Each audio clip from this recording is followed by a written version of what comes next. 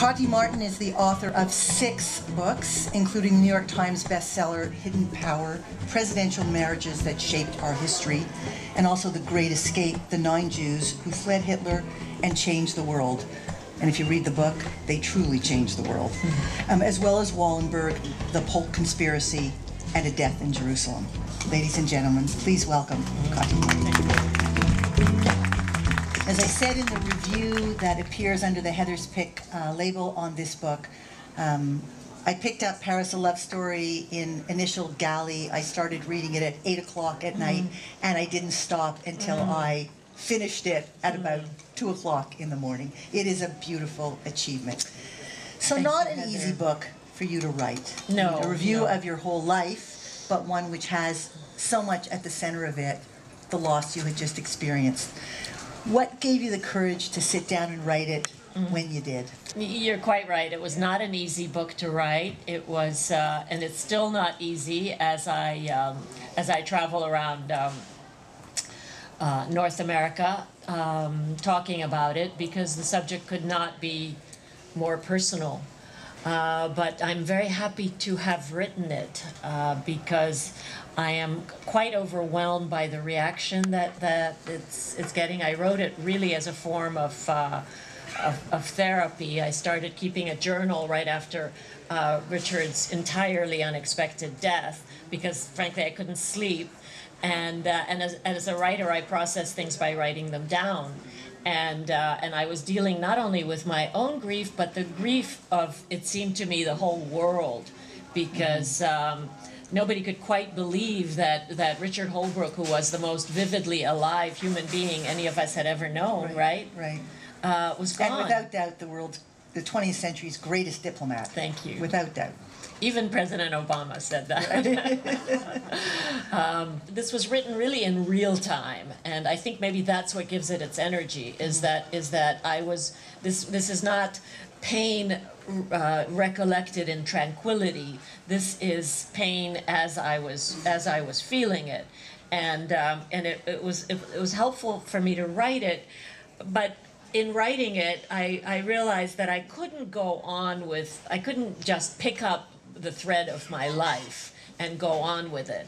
And partly because every time I left my building in New York, somebody would come up to me and tell me their Richard stories. So there was no, on the one hand, it was wonderful to have him. But you couldn't move forward. But I could not.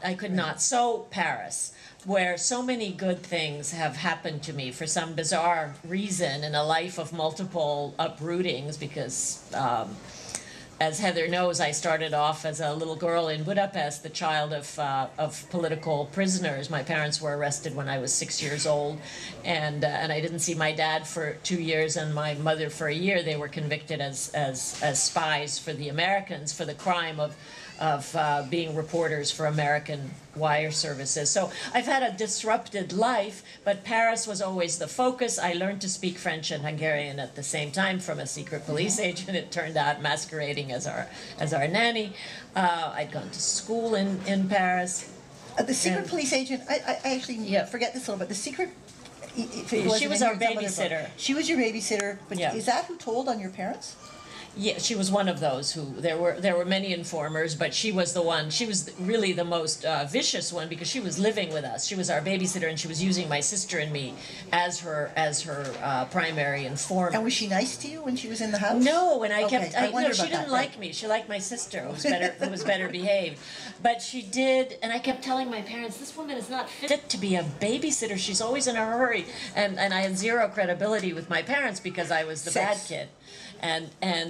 But in fact, I was right. She was an agent. Of course she was in a hurry. She had to file. But she did plant the seeds which flowered ultimately in France.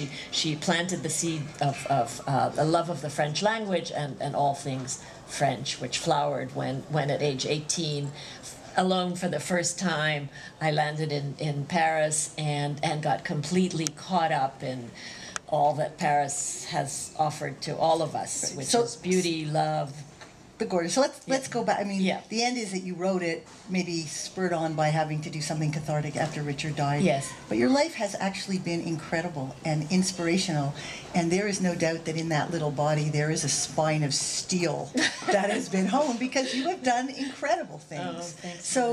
So you had this experience Yeah. where your parents were taken away from you as a child. Do you remember that still? Of course, yes. That was the formative experience of And my who childhood. did you live with then? Strangers who were paid to look after my sister and me, but we didn't know where our parents as political prisoners were not talked about in those days.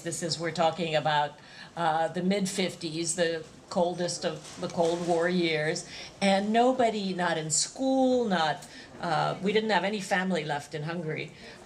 So we were political orphans. And you know, if as they say, if it don't break you, it Makes you stronger. So that makes must you have been stronger. so sad. You were 6 when you were kind of yanked from a life that was completely warm and supportive. Yes, yeah, they were freed.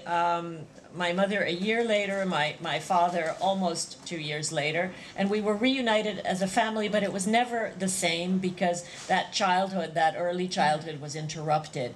And, you know, a shrink could make a lot of that, you know, what sort of a scar that left. I hate goodbyes. I don't think that incredible lives just happen to people.